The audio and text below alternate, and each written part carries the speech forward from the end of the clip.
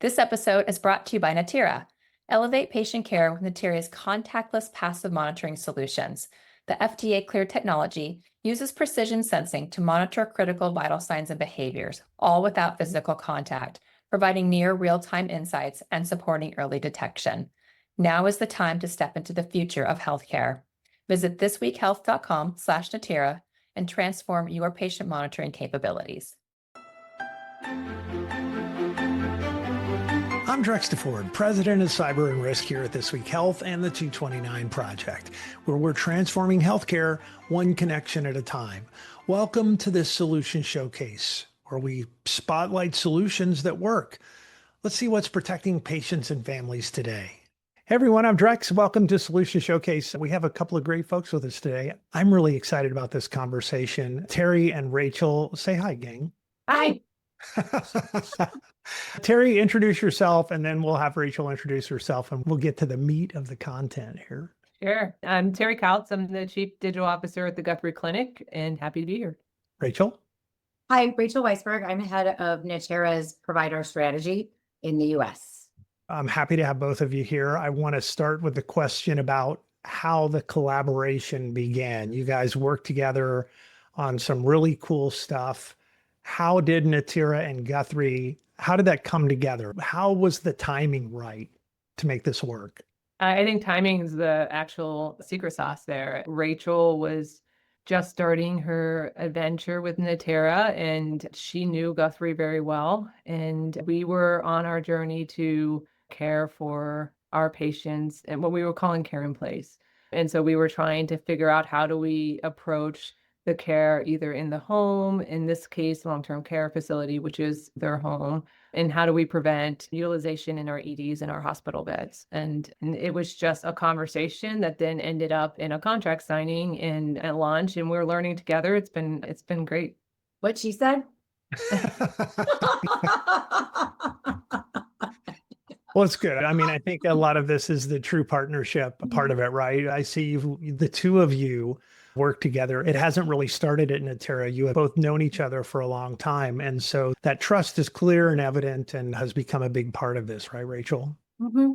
Yeah, I mean, when I decided to join Neteera, there were several people that I spoke to. Terri was one, Drex actually was another, which is kind of the irony that both of you are sitting here today.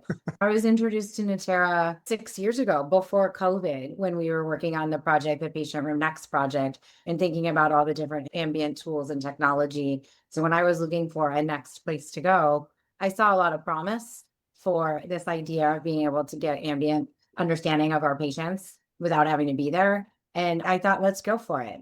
Obviously, I did a good job of vetting it with some friends and got feedback that, yeah, you're really onto something, and we agree. And Terri was one of the first that raised her hand and said, I'm willing to go first. I'm willing to partner with you on this. And it's really been a journey. And that's what I would say when you talk about the importance of doing business with any startup. It's about trust, it's about partnership, and it's about willing to learn together. And that's what Terri's really given to not only me, but to the organization. And so we're really grateful to have such a strong partner to help us. Yeah, that's great. Terri, what is it about, besides Rachel, what is it about Neteera's approach that kind of made it a fit for you, given where you were at in the cycle, thinking about care in place and the other work you're doing? The tech was easy. So it essentially plug and play. So the implementation was not something that we had to put a lot of capital in.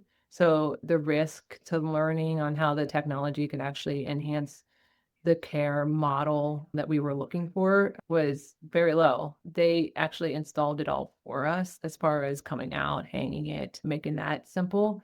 I think the biggest challenge for us was really about change management and how we can get caregivers to see the why to why we were using a tech like this.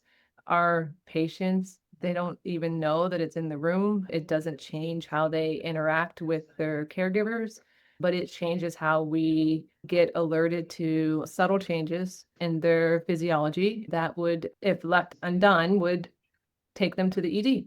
And most ED docs are going to omit those patients because they don't know what to do with them. They're not going to send them back to the nursing home. And so I think it allowed us to reimagine how we might shift those care models to be less ED focused, and then more kind of data-driven insights. And so one, it was easy. The cost was fairly low too. So like for us, the risk was almost null. It was just really about being able to apply our resources and making sure that we had the right people at the table, from not just from the technical standpoint, but clinical, and really providing good feedback to Neteera so that they can take that and make something that works for us. Rachel, a big part of what I just heard was the frictionless part of like, it's really easy. It was easy to install. You made it simple. You actually did the work for her. Tell me more about that and how you guys think about that whole process when you're dealing with customers like Guthrie, but also patients and families, because you're out there. So I think that it's twofold. I think one is certainly when you look at the technology and you think about how we install that, where it goes, that's easy. That lift, to Terry's point, we do that, we install it. It's the adoption and the change management that Terry said that it's critical. For us as an organization, we have a clinician on staff, and I think that makes a huge difference for it. I think having somebody that is able to sit down, I've been there, I've been in your shoes, I get it, understanding that translation of that language so that when it goes back to our technical team, we're getting it right. I think anyone that's in healthcare, technology is great, but at the end of the day, we're solving clinical problems. And you have to understand those clinical problems that you're solving in order to be able to make an impact on that. And I think that's what we as an organization, that was one of my strong missions when I started, was we need to have clinical support. And bringing that on has made all the difference to Neteera. It's that translation. I've never been a nurse. I mean, I've worked with hospital or a doctor for that matter. I've worked with hospitals my entire career, but I don't profess to know as well as the actual user. So I think that's what it really takes. It's not as simple as, okay, let's go. It's really about understanding the current workflow, understanding the dynamics of the organization, the people in the organization. Terry's been great in bringing everyone to the table, and I think that makes a huge difference. Everyone had a stake in the process. Everyone was part of what are we going to do? How are we going to do it? And then working with us so that we ensure that we're all charging toward that same mission. I think that's made a huge impact on the success that we've had with Guthrie. There's really no substitute for that alignment and the understanding that it's not just the technology. It really is about a much bigger project than just the tech. It sounds like you guys have pulled that off, Terri. Tech is just the easy part. But if you don't understand what problem you're trying to solve, if you don't have the right players at the table and engagement, it's just implementing a piece of hardware that likely will fail because it's not used. I want to ask about the baselines and the thresholds. So you guys are looking not just at 24-hour data, but you're looking at trends across days and weeks. You're using this data over a longer period of time. How are you using that insight to detect early signals of other concerns that can wind up with patients getting sicker or being readmitted to the hospital? How are you doing that? That was actually something we learned together. So this is really something we didn't actually predict. One of the things when we were implementing early on was we wanted to make sure that from a legal risk standpoint, that people understood that it was not an acute care setting, that we were monitoring like you would monitor in an ICU, right? So that we put the framework in place that, because Neteera has that ability to alert when anything goes out of thresholds in the minute, right? And so, but the care setting did not meet that requirement. And so we started looking at just 24 hours where we were predicting that once a day, we were round with the patients. We were using the staff in the pulse center to facilitate that. And we were round with the patients. We would look at the 24-hour data. And if there was any deviations into that, we would escalate it. There would be a medical director that would see the patient and would then provide some sort of care and prevent some sort of escalation in their deviation. But what we were finding is that the deviation wasn't enough in the 24-hour period, because you got to remember that you're looking for things that are out of the norm for that patient. And so that patient, normal, our respiratory rate may be 14, but 16 is still considered normal.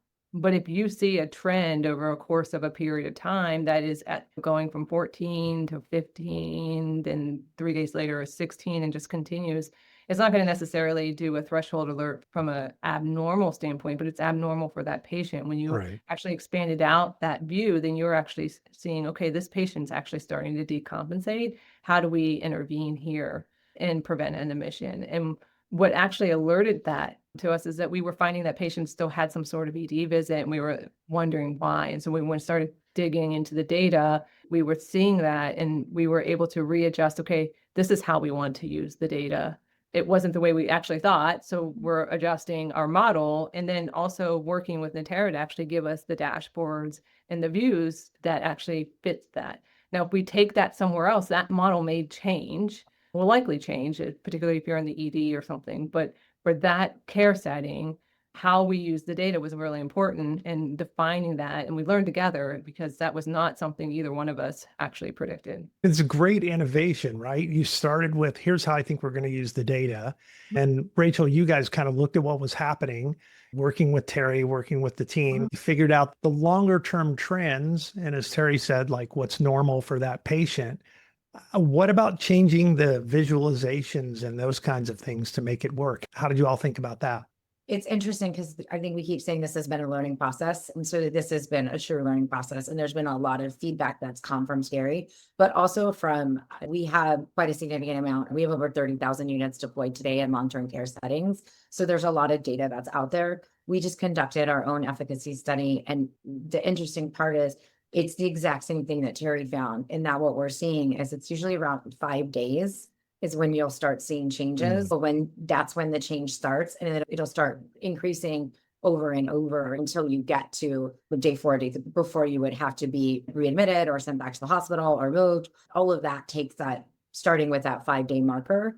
So what we did was we changed some of the visualization on our end so that you're seeing, as opposed to the day, now you have a week viewpoint. You can start seeing where are my patients trending upward. So those are the types of things that we're starting to customize. But it was learning through Terri, it was learning through others. And that study, like I said, we just finished that study. So it's like everyone's sort of proving out what we already knew. I mean, you don't all of a sudden change in a matter of an instant. There's certain things inside your body that are happening and changing before it becomes something that may need attention. And so how do we get to that? What do we see before that can be early predictors and early warnings that we don't have those bad incidents? And so that's the data is showing us that we can do that. Now it's okay, how do we get that message to the right person at the right time so that they can make some kind of decision about that patient and offer that level of care, so they can either stay where they are, get different medication. We just want to keep people in place where they are and have the best possible outcome. I love that. For patients and families, it's really kind of the key to the operation too, right? They don't want to crest the hill. They want to keep that. Excitement is not a good thing when you're in that environment. And Terri, you're seeing a lot of real clinical impacts on this. Tell me a little bit about that. Yeah, so obviously one of our goals that we're measuring is around ED utilization, because again, those patients who come to the ED typically also get admitted. And so hospital beds for us, you can't just build more. And so we want to make sure that we save them for those who need them and prevent that admission. Plus, patients of that age and even being immunocompromised, like they're going to likely get worse in the hospital. So we want to make sure that they don't have that. So we're seeing less ED admissions, which then translates to our utilization numbers from a payer standpoint is better. We're getting financial return on that, but also we're not using our EMS services. We're not using some of the other things that have a high cost to our health system. And as we need to be very prudent, particularly now with some of the changes that are happening and some of the bills, that money is just not going to come out of the woodwork for us. The other thing that we're actually learning is that Neteera can actually document bed exits. And so when you think about if somebody's getting up in the middle of the night more frequently, are they getting TI, those kinds of things. And so we're actually seeing some of that. Are they getting more anxious? All of those things that can intervene a little earlier. But if you think about how we can use the bed exit model to think about pressure ulcer reduction, so are they being turned? We're actually seeing, particularly on the night shift, that maybe patients aren't being turned the way that they should be to prevent some of those bed ulcers, which then also has not only a high revenue impact to us, but also from a quality and patient experience standpoint is also a negative impact. So we're learning. And I think where we want to go is outside of the long-term care facility and be more into the home, and to be able to kind of get as close to a medical home or a hospital at home kind of scenario where we can also use the same kind of methodology for retooling our population health initiatives. Yeah, makes sense. How are integrations going? Are you doing integrations with Epic or other tools? What's the process there and how's it going? So we have a great partnership in trying to look at how that integration can work. Because of the long-term care facility and the frequency of filing, we want to make sure that we're not presenting ourselves with, we're monitoring this 24/7. So of course, that is something that we're looking at. But I do think when we get into something that's more of a home structure, that will change. But we're 100% committed to getting this right into the EHR where the providers are doing most of the work. Right now, because our pulse center is rounding and using dashboards to round, it's not as nuanced as not having it in the EHR as if we were to have a bunch of patients in the home, that large cohorts of population health, that somebody needs to be monitoring that data. And so I think it does need to be in the EHR. One last question, probably for both of you, and I'll start with Rachel. For other people who are considering going down this path, what's your best advice to them? Well, first of all, you need to start somewhere, right? And figuring out somewhere, a place to start that's the easiest point. So with Terri, it's thinking about the hospital admissions, right? Getting back into the ED, or Right. if it's treating in place. Don't boil the ocean when trying to solve so many things. It's really think about maybe one thing that you're really trying to go after as an organization and start there. Pick something that's easy, that's palatable, that may not have as much change management associated with it. So you can get comfortable with the technology. This is a new way of doing things. And so, I mean, you just don't bite off more than you can chew because change is hard. So start somewhere that's going to be impactful, that's going to be an easier lift, and you can show some of that return easier. I think it's how do we show that return on investment in a quick 6 months, 8 months? We don't want to wait 2 years. I mean, I think we all heard of those IT projects where they start and you're waiting forever for it to get off the ground. So that's why I say it really start with something palatable. If it's a unit, if it doesn't necessarily need to be a full department, but just get that, because the reality of it is, I don't think that if we look at the future of where care is headed, we're not going to be able to do our job without these tools. So you've got to figure out how to get comfortable with them and also be patient. That would be my other thing. It's new for everybody. And I think that's part of it is there's patience that's involved. And Terri's obviously a great partner. So, I mean, it's really about being, and I would say to anyone that's on the supplier, on the vendor side, so you got to listen, you got to be a partner. I mean, take the risk together. I mean, that's the only way you'll succeed. I like it. Hey, Terri, same question. For folks who are thinking about starting, what's your best advice?